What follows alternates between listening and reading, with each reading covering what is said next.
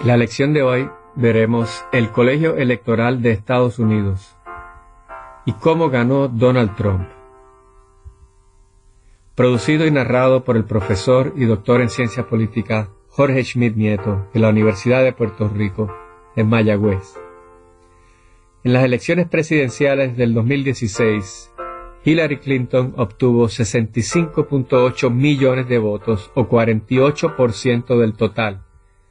Donald Trump obtuvo 62.9 millones o 46% del total. ¿Quién ganó? Donald Trump. ¿Por qué? Por el colegio electoral. El presidente de Estados Unidos se escoge indirectamente. 136 millones de votantes escogen a 538 personas que a su vez escogen a una persona como presidente. ¿Y qué dice la Constitución de Estados Unidos? En el artículo 2, la sección 1, que habla del presidente, nos dice que el presidente de Estados Unidos se selecciona de la siguiente manera. Cada estado nombra, en la manera en que su legislatura lo entienda así conveniente, un número de electores. Electores no quiere decir los ciudadanos individuales, sino los que van a escoger al presidente. ¿Y cuántos electores le tocan a cada estado? También lo dice la Constitución, en el mismo artículo de la rama ejecutiva. Le toca el número igual al total de número de senadores y representantes al que ese estado tenga en el Congreso. Así que la misma cantidad que la suma de representantes a la Cámara y senadores. Todos los estados tienen 2 senadores, no importa la población o el tamaño, y todos tienen al menos un representante a la Cámara.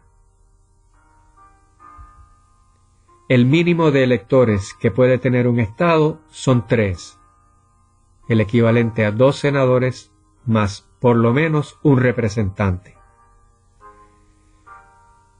Por ejemplo, si un estado tiene 27 representantes a la Cámara, ¿cuántos electores tiene? 29 electores. Los electores son personas. Los 20 electores de Pensilvania, los 11 electores de Arizona, de Utah, New York, y así a través de todo el país.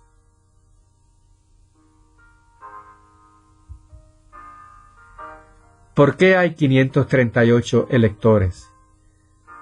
Porque son 435 representantes a la Cámara en total y 100 senadores en total. Además, se le añaden 3 votos electorales a Washington, D.C., desde que se enmendó la Constitución en el 1972. ¿Y cuándo son las elecciones de esos electores? También lo dice el artículo 2, sección 1. El Congreso puede determinar el momento de escoger los electores y el día en que esos electores van a emitir su voto.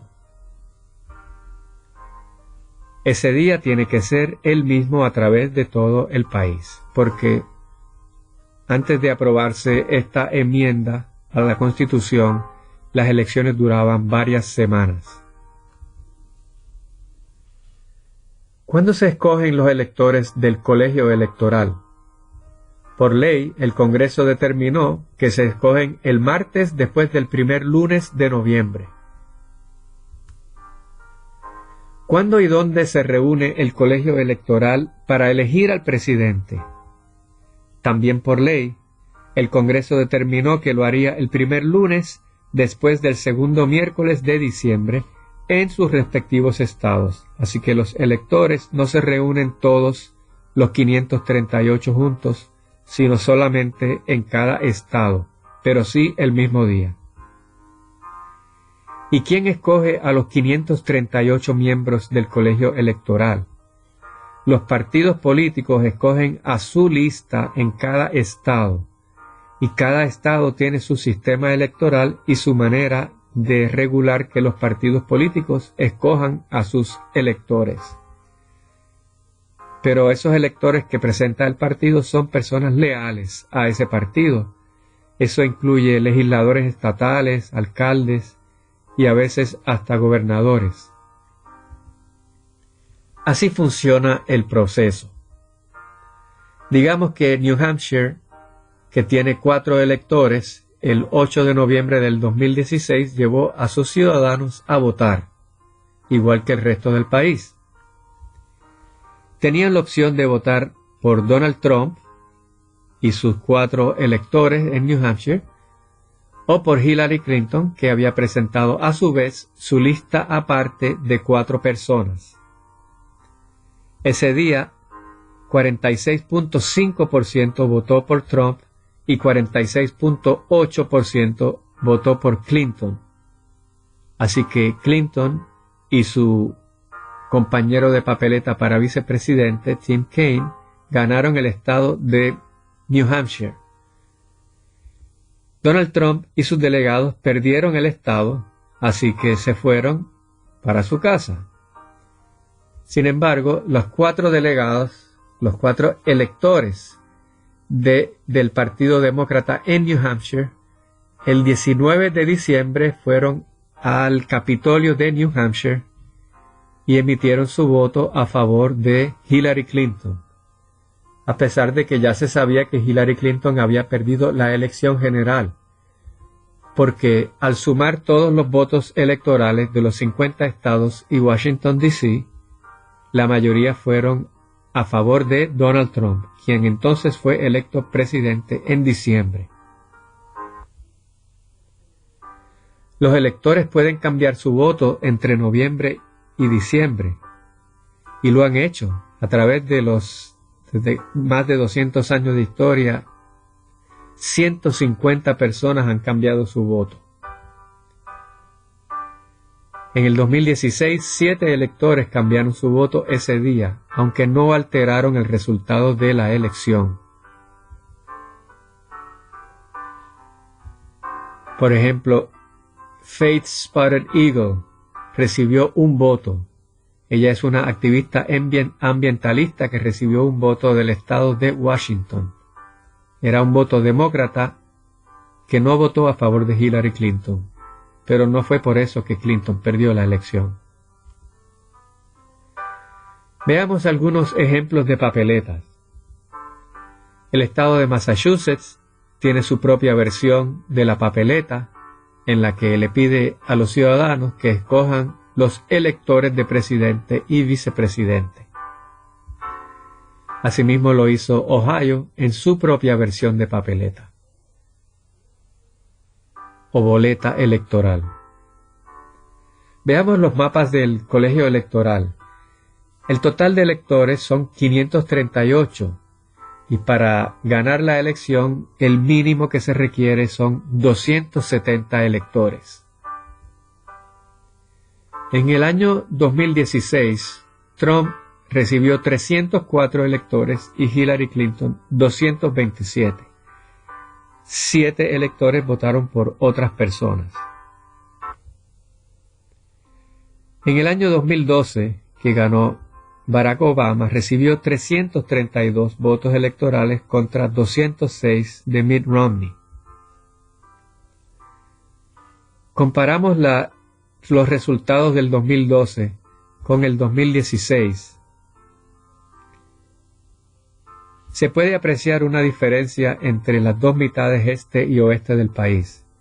La mitad oeste votó de la misma manera en los 2 años, mientras que la mitad este votó muy diferente. Veamos esa mitad este y medio oeste del país. Así votó en el 2012. El color azul es demócrata a favor de Obama, el color rojo es republicano a favor de Romney. En el 2016, muchos de esos estados azules se tornaron rojos, es decir, votaron republicano por Donald Trump en lugar de Hillary Clinton. Si lo vemos de esta manera, podemos apreciar más detenidamente que fueron 6 estados los que cambiaron de demócrata a republicano en 4 años, el equivalente a 99 votos electorales.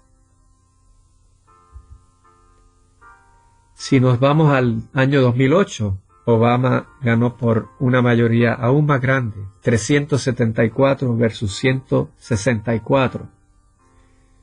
Si comparamos ese año entonces con el 2016, es decir, la primera elección de Obama versus la primera elección de Trump, podemos apreciar que Obama ganó una serie de estados que luego se revirtieron al Partido Republicano.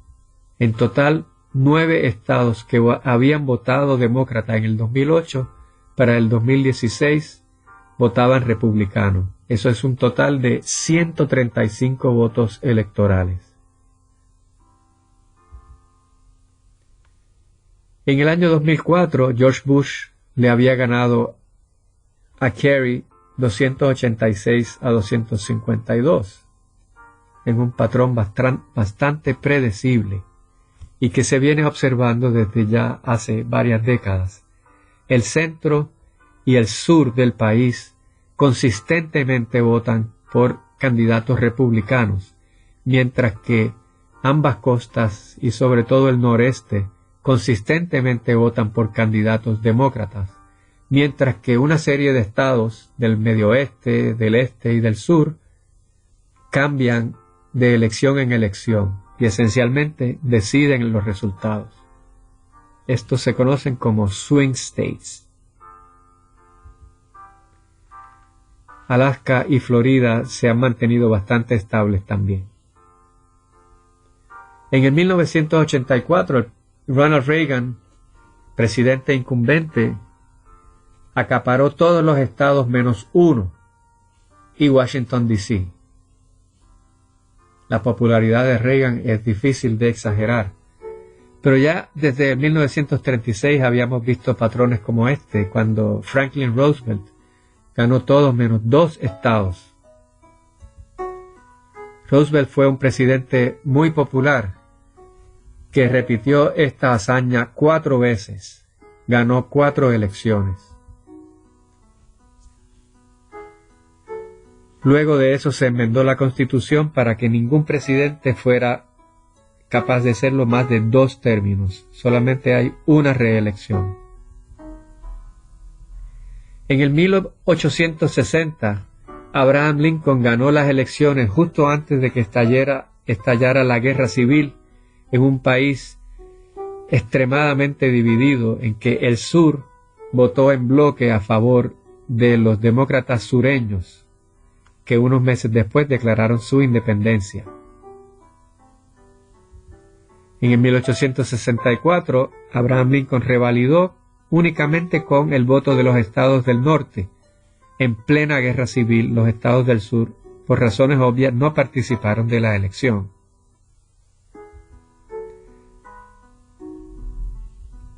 Lincoln fue asesinado poco después. La primera elección en la que se utilizó el colegio electoral fue en 1788, la primera vez que George Washington se elige presidente. Recibió 69 votos electorales, o 100% del total. En aquel momento, los electores los escogían los legisladores de cada estado. Aquí podemos apreciar el crecimiento del colegio electoral en la medida que el país se expande.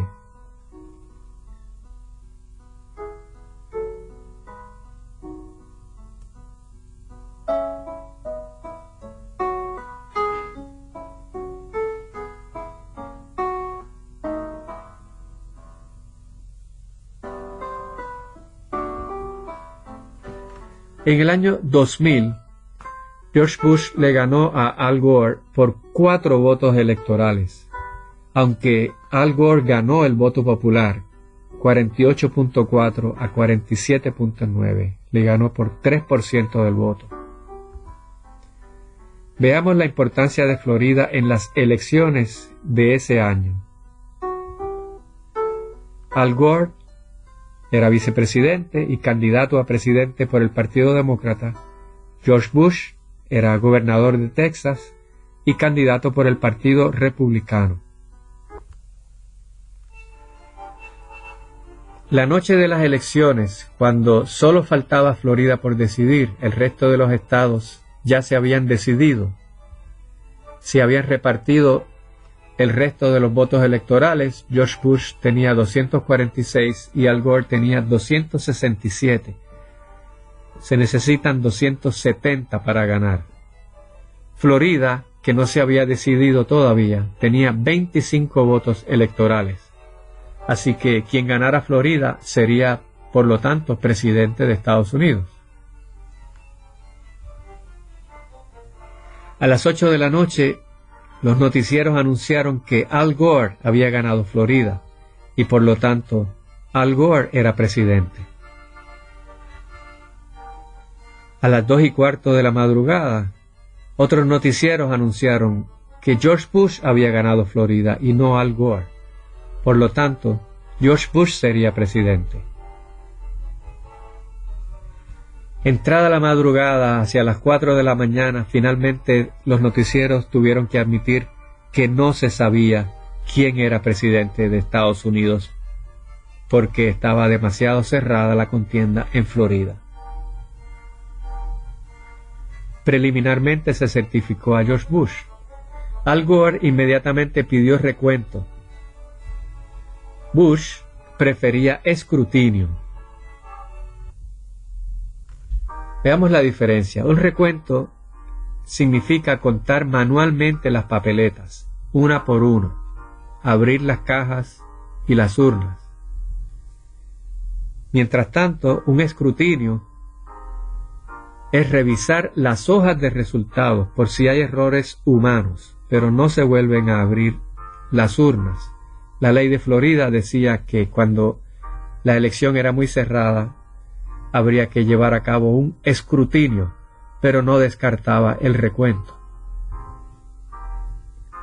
El caso se vio en el Tribunal Supremo de Florida, porque Florida tiene la soberanía sobre su sistema electoral.